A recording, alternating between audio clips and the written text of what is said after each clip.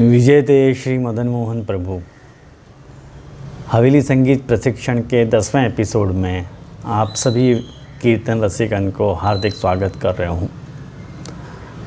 आज मैं आपको बहुत ज़रूरी बात बताने वाला हूँ। आज का वीडियो जो है आप लोगों के लिए बहुत लाभकारी होगा। पूरा वीडियो यदि आप ध्यान से देखोगे तो आपको बहुत फ़ायदा होगा।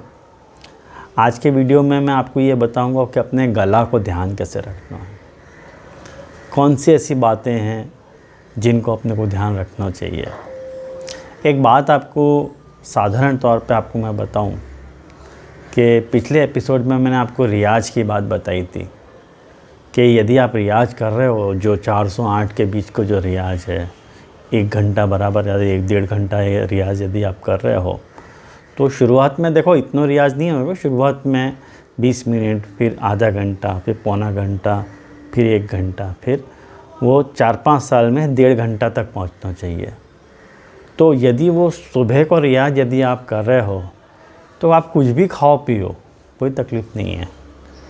लेकिन मान लो यदि आप सुबह को रियाज नहीं कर रहे हो तो अपने को अपने गला की परहेज़ी रखनी पड़ेगी। जैसे साधारण बात है कि अपन खटाई ज़्यादा नहीं खानो, जो है तीखी चीज़ ज़्यादा नहीं खानो। ये तो अपने नॉर्मल बातें हैं ये सब, कि ज़्यादा खटाई और ज़्यादा तीखी चीज़ खाने से अपना गला ख़राब हो जाए। लेकिन ऐसा नहीं है कि खानो ही नहीं है, हर चीज़ खा सकें, लेकिन बैलेंस्ड में अपने को खाना चाहिए। हर चीज़ की, कोई भी चीज़ की अति बुरी हो तो हर चीज़ खाओ लेकिन बैलेंस में खाओ। जैसे आपको आइसक्रीम खाने का बहुत शौक़ है तो आपने आइसक्रीम खा ली तो गला ख़राब हो जाए, तो आइसक्रीम खाने के बाद मैंने तुरंत ही जो है गर्म पानी को, चाय जितना गर्म पानी आप 1 गिलास पी लो तो आपके गला को जो है वो बैलेंस हो जाए। तो बेहतर है कि ठंडी चीज़ों को त्याग करना चाहिए यदि गानो है तो। लेकिन यदि या तरह से मैंने खा के या तरह से इलाज कर लेना है तो वो भी एक चले उपाय। लेकिन अच्छा लक्षण ये है कि आपको खटाई की चीज़, तीखी चीज़ ज़्यादातर ज़्यादातर आपको छोड़नी चाहिए। दूसरी चीज़ में जो ख़ास बात है आपके ध्यान रखने में, कि मान लो कोई चीज़ की एलर्जी है बहुत, कोई चीज़ खा के और गला में इफ़ेक्ट होगा, सर्दी खांसी की प्रकृति है, तो वो चीज़ों को छोड़नी चाहिए।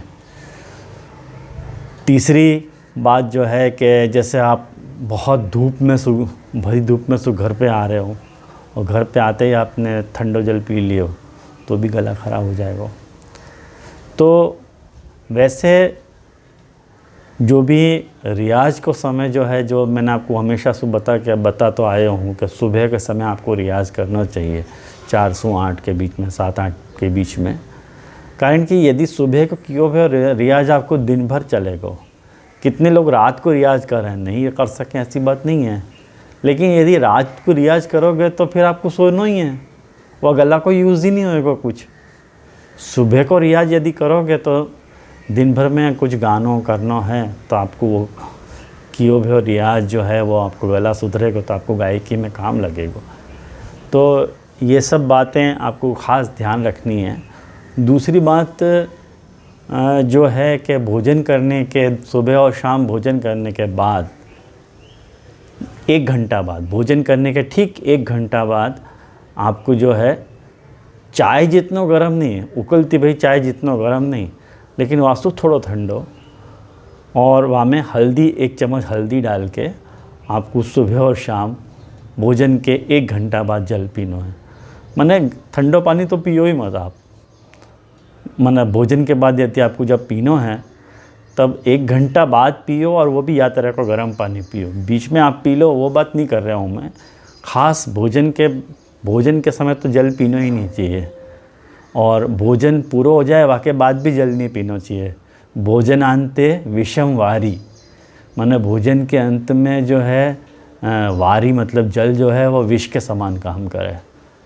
तो ख्याल में आओ ना, जैसे कि एक बात समझो कि वो जो जठरा अग्नि अपनी होवे, वहाँ पे जैसे कोई अग्नि के ऊपर पानी अपन डाल दें तो आग कैसे शांत हो जाए, ऐसे अपनी जो जठराग्नि है, जो भोजन पचा रही है, वाको आपने पानी डाल दियो तो भोजन पचेगा ही नहीं, और जब पचेगा नहीं तो वो अंदर सड़ेगा, और अंदर सड़ेगा तो ब्लड कोलेस्ट्रॉल वगैरह सब कुछ बनेगा। ब्लड प्रेशर, ब्लड कोलेस्ट्रॉल माने हाइपर माने सब बीमारी को अपन आमंत्रित करेंगे। तो बेहतर है कि वाको अपन 1 घंटा बाद जो है जल पिएं, वो भी गर्म पिएं, तो आपको पेट बहुत अच्छा रहेगा, आपकी आवाज़ बहुत अच्छी हो जाएगी, माने आपको शब्द रोगन में भी आपको फ़ायदा मिलेगा, और आपकी आवाज़ में जो है खराश नहीं आएगी, आपकी आवाज़ अच्छी हो जाएगी। ये कुछ बातें हैं जो मैं आपको बताना चाह रहा हूँ। वाके बाद मेरे पास 2 आसन आपको बतावे के लिए हैं, तो वो 2 आसन यदि आप करोगे तो वो 2 आसन से आपको बहुत लाभ होएगा। तो चलो वो आसनन को अपन देख लें मैं, ठीक है। एक और इलाज या मैं मतलब गला को ठीक रखने के लिए एक और इलाज, बहुत बढ़िया इलाज है, और वो ये ऐसा है कि जब अपन नहावें तो जो भी पानी से अपन नहा रहे हैं वह नहाते समय वाको मुंह में भर के अपने को रख लेना है। मुंह में पानी भर के पूरा नहाना है, और जब आप नहा धो लो वाके बाद वो पानी को पीना नहीं है, वो पानी को थूक देना है। तो वासु क्या होगा कि जो आपने पानी मुंह में भर के रखो है वो पानी आपके अंदर के पूरे बॉडी के टेम्परेचर को मेंटेन रखेगा। माने आपको ज़्यादा सर्दी खांसी नहीं होवे देगा, आपके शरीर को जो भी तापमान है वाको बैलेंस में रखेगा। ये भी एक तरकीब है, बहुत कारगर है ये, मतलब ये सिद्ध करी भाई ये तकनीक है, ये भी असु भी बहुत फ़ायदा हो लोगों को। और दूसरी बात जो है, आप जानो ही हो कि इलायची को, मुलेठी को अपन सेवन, वो तो कॉमन बात है, करना ही चाहिए।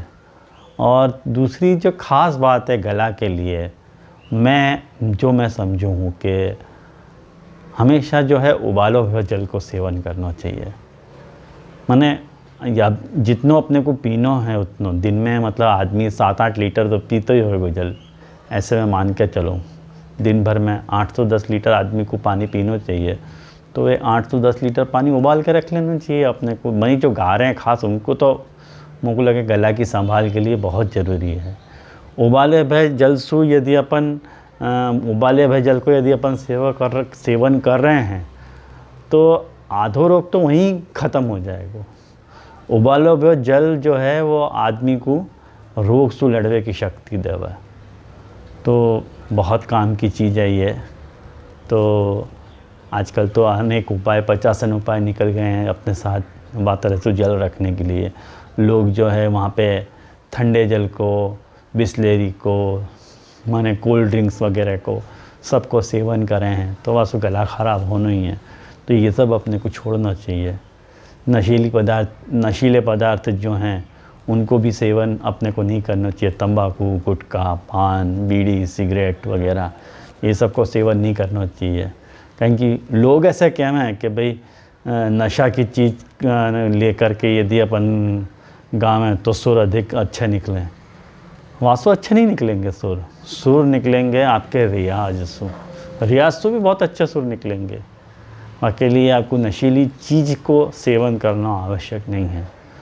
तो मैं समझूं कि ये सब टिप्स ऐसी हैं कि जो अपन अपने दैनंदिन व्यवहार में यदि उन टिप्स को यूज़ करें तो अपना गला सुधर सके काफ़ी। और अब मैं अब फिर आप जो है वो योगासन को भी प्रकार जो आज मैं आपको बताने वाला हूँ तो वो भी आप देख लो, तो वास्तु भी आपको थोड़ी बहुत आइडिया मिल जाएगी कि कैसे अपने गला को ध्यान रखना है। ठीक है, देखो आपको वज्रासन में बैठ जाना है। ये देखो पाँव मेरे या ढंग से आप देख लो, मेरे पाँव ऐसे होने चाहिए, पाँव ऐसे होने चाहिए।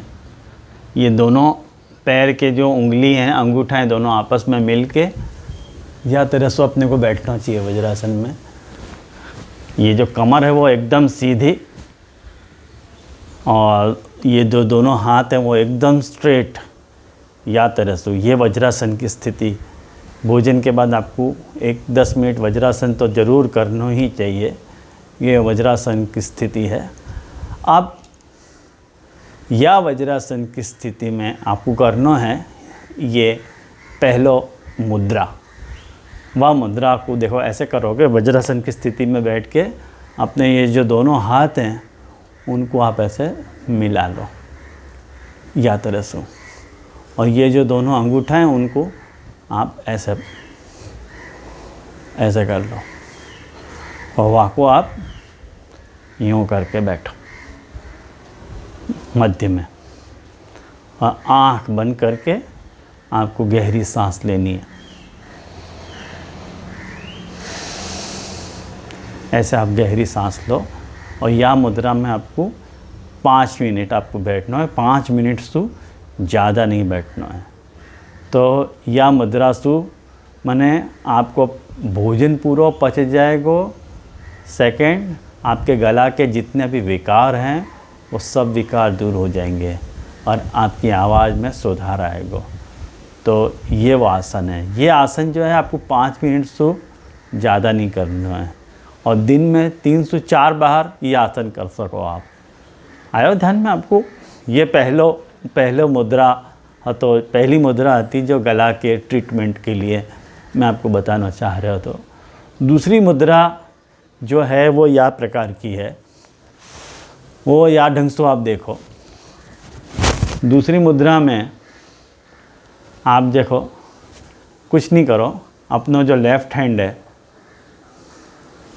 ये लेफ़्ट हैंड में ऐसे स्ट्रेट रखो, और या को जो अंगूठा है वो या के बिल्कुल मिडल में रखो, और या को दबा लो अच्छी तरह से, और ये अंगूठा को ऐसे कर लो, और या हाथ की जो अनामिका है, सॉरी तर्जनी है, और तर्जनी से या को मिला लो।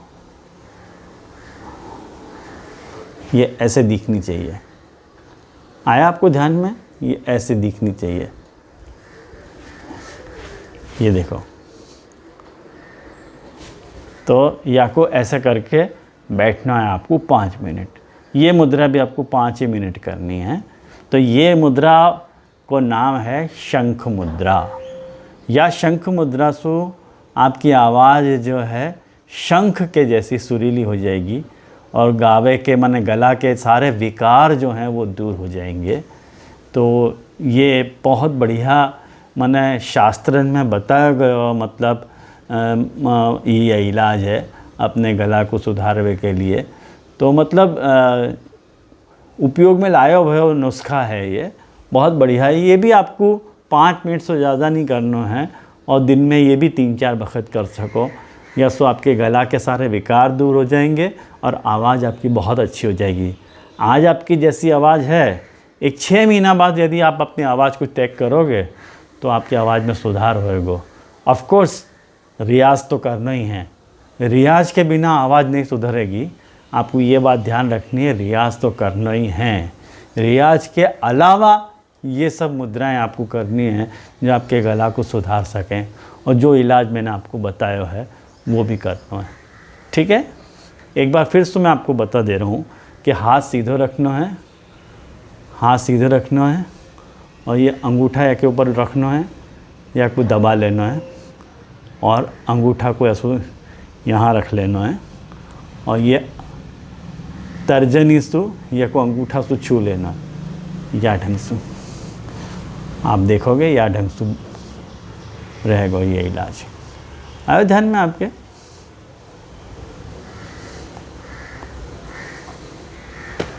तो आज के वीडियो में सिर्फ इतना ही। अगले वीडियो में मैं आपको और भी ऐसी कुछ काम की बातें लेकर हाजिर होंगे। तब तक के लिए मेरे सभी वैष्णवन को भगवत स्मरण।